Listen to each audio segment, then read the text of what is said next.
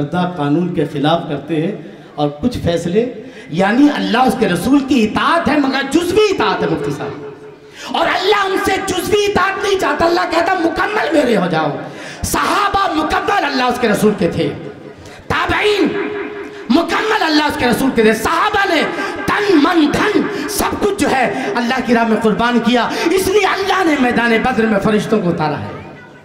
فضائے بدر پیدا کر، فرشتے تیری نصرت کو اتر سکتے ہیں گردوں سے قطار اندر قطار اب بھی۔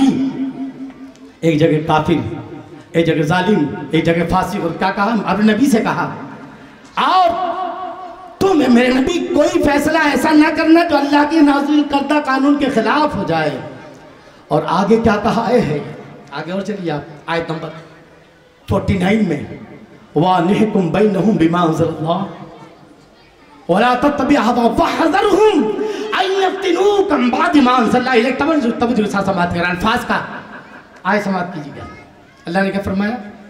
وَعَلَيْكُمْ بَيْنَ، دو جگہ کہا وَعَلَيْكُمْ اس سے پہلے بھی اور اب دوبارہ کہا جا رہا ہے۔ اے میرے نبی آپ فیصلہ کیجئے اللہ کی نازل کردہ قانون کے مطابق، وَلَا تَتَّبِعْ هَوَاهُمْ، ان کی خواہشوں کے مطابق فیصلہ نہ کیجئے۔ اور آگے کیا کہا؟ آئے ہے توجہ کے ساتھ جب نبی سے مخاطب ہے، میں سمجھتا ہوں میرے نبی تو یہ نبی کے ذریعے ہم کو ہدایت دی جا رہی ہے۔ وَاحْذَرْهُمْ، ہوشیار رہیے، ساودھان رہیے میرے نبی، ہوشیار رہیے۔ وَاحْذَرْهُمْ أَن يَفْتِنُوكَ عَن بَعْضِ مَا أَنزَلَ اللَّهُ إِلَيْكَ، کہیں یہ ظالم آپ سے کوئی فیصلہ ایسا نہ کروا لیں جو اللہ کے نازل کردہ قانون کے خلاف ہو، بچ کر رہیے گا ان سے۔ پتہ یہ چلا مسلمانوں، ہم نے سب کو آزمایا، کانگریس کو آزمایا اور اب بی جے پی کو آزما رہے ہیں۔ جب تک ہم اسلام کے بارے میں سیریس نہیں ہوں گے کوئی مسئلہ حل نہیں ہوگا۔ اگر ہم سیریس نہیں ہیں، اللہ نے ہمیں سیریس کر دیا ہے ظالم حکمرانوں کو مسلط کر کے۔ اس وقت بھارت کا مسلمان اللہ کے عذاب میں گرفتار ہے، یہ میری سوچ ہے اور میری تحقیق ہے، اس لیے کہ آزادی کے بعد سے لے کر آج تک میں 3-4 چیزیں مثال دوں۔ پہلی چیز تو یہ ہے کہ مسلمانوں نے مسلم لا چھوڑ کر مسلم پرسنل لا پر اکتفا کیا۔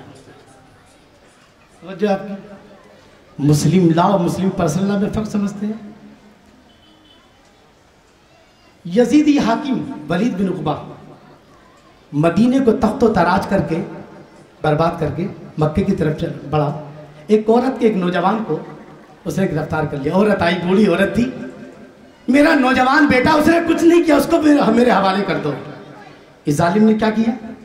اسے بلایا اور اس کی گردن کاٹی اور کاٹ کر کے کس کو دے دی؟ بیٹی کو، لے اپنے بیٹے کا سر۔ اس نے حوالے کیا؟ نہیں کیا۔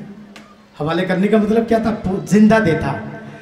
اسلام الیوم اکملت لکم دینکم واتممت علیکم نعمتی ورضیت لکم الاسلام، وہ اسلام جو میدان عرفات میں مکمل ہوا تھا، مگر بھارت کے مسلمان نے جمہوریت پر دستخط کر کے، سنویدھان پر دستخط کر کے اپنے اسلامی لا سے دستبردار ہو کر صرف مسلم پرسنل اللہ پر اکتفا کیا۔ یہ ہماری مذہبی قیادت کا وہ اجتماعی جرم ہے کہ جس کی سزا آج ہمیں مل رہی ہے، اور اب وہ جو بچا تھا مسلم لا کا مطلب مکمل لا، اس میں پورا قانون ہے۔ اللہ فرماتا ہے ہر مسئلے کا حل اس میں موجود ہے۔ وَمَا مِنْ غَائِبَةٍ فِي السَّمَاءِ وَالْأَرْضِ، زمین و آسمان کی کوئی مسئلہ ایسا نہیں جو قرآن میں موجود ہے، ہر چیز ہے، مگر ہم نے اس میں سے صرف کتنا لیا؟ مسلم پرسنل اللہ کو لیا، مسلم لا دے دیا۔ توجہ آپ کی، شاید آپ میری بات سمجھنے کی کوشش کر رہے ہیں کہ نہیں، کیونکہ یہ بات سب بھول گئے، علماء، خواص، عوام بھولے نہیں، اللہ نے بھلوا دیا ہے۔ اللہ بہت غیور ہے۔ اگر آپ دین کو چھوڑ دو گے اللہ تمہیں چھوڑ دے گا، اگر آپ دین کو بھلا دو گے اللہ تمہیں بھلوا دے گا۔ یاد کرو آیت کو، سورہ حشر کی آیت نمبر 9، وَلَا تَكُونُوا كَالَّذِينَ نَسُوا اللَّهَ فَأَنْسَاهُمْ أَنفُسَهُمْ उन लोगों की तरह ना हो जाओ, उन लोगों की तरह ना हो जाओ कि जिन्होंने अल्लाह को भुला दिया तो अल्लाह ने उनको भुलवा दिया। तो हमने मुस्लिम ला भुला दिया और मुस्लिम पर्सन अल्लाह पर इक्तिफा किया। अल्लाह ने हमारे जहनों से निकाल दिया कि हमने क्या खोया है। अब ना उलमा की ज़बान पर है, ना खवास की ज़बान पर है, ना आवाम की ज़बान पर है, बस समझ रहे मुस्लिम पर्सन ला ही सब कुछ है। मुस्लिम पर्सन ला इस मुस्लिम ला का एक हिस्सा है, एक पार्ट है। आज पूरे भारत का मुसलमान मुस्लिम पर्सन ला को मुस्लिम ला समझ कर समझता है, कह रहे संविधान महफूज है, इस्लाम महफूज है। नहीं, हम इस्लामी ला देकर के मुस्लिम पर्सन ला, और अब वो भी खतरे में है। पहला जुर्म किसका? ये इज्तिमाई जुर्म है। दूसरा क्या है? जिहाद और सियासत तो छोड़ दो, जिहाद और सियासत का जिक्र मत करो। क्यों भाई? उलमा ने तो कह दिया कि भी सियासत का इस्लाम से कहा दिल बस जुमे में बस जो भी है, सियासत इस्लाम का टूट हिस्सा है। मैंने पहले कहा है, जो ये कहता है कि इस्लाम का सियासत से कोई ताल्लुक नहीं, वो दर हकीकत इस्लाम का दुश्मन है। सबसे बेहतर अगर सियासत की है तो मेरे नबी सल्लल्लाहु अलैहि वसल्लम ने की है। दूसरा जिहाद, वो बार बार जिहाद कह रहे हैं, हर मामले को जिहाद से जोड़ रहे हैं। कभी कह रहे हैं लव जिहाद, कभी लैंड जिहाद, कभी वोट जिहाद, और मुसलमान नहीं नहीं नहीं जिहाद। क्यों? जिहाद क्या है? क्यों नहीं बोलते जिहाद पर? जिहाद कोई फसाद का नाम नहीं है, बल्कि जिहाद जालिम से मुकाबला करने का नाम है। जिहाद अपनी बहन बेटियों की इज्जतों की हिफाजत का नाम है। जिहाद जो है अपने मुल्क की सरहदों की हिफाजत का नाम है। जिहाद जो है अपने हुकूक की लड़ाई लड़ने का नाम जिहाद है। जिहाद जो है एक जालिम को उसके अंजाम तक पहुंचाने का नाम जिहाद है। आज जो है हम दुश्मन की वजह से हमने जिहाद का जिक्र क्यों छोड़ दिया है? आज मस्जिदों में जिहाद का जिक्र क्यों नहीं है? आज उलमा की महफिलों में जो है जिहाद का तस्करा ये क्यों नहीं है? क्या आखिर कुरान में जिहाद नहीं है? ये वो इज्तिमाई जुर्म है मुसलमानों का, भारतीय मुसलमानों का। तीसरा जुर्म मैंने क्या बताया? पहला क्या है? मुस्लिम ला देख करके मुस्लिम पर्सन ला पर। दूसरा सियासत निकालती है। आपको याद है, एक बात कह दूंगा आपको कि जब डॉक्टर अंबेडकर साहब संविधान बना रहे थे तो वजह साथ समाज कीजिएगा, हमारे मुस्लिम क़यादत का चेहरा समाज फरमाए। आखिरी बात क्या कर, तो जब संविधान बन रहा था तो आरएसएस, एक बात याद रखें, आरएसएस को हमने कभी सीरियसली नहीं लिया है।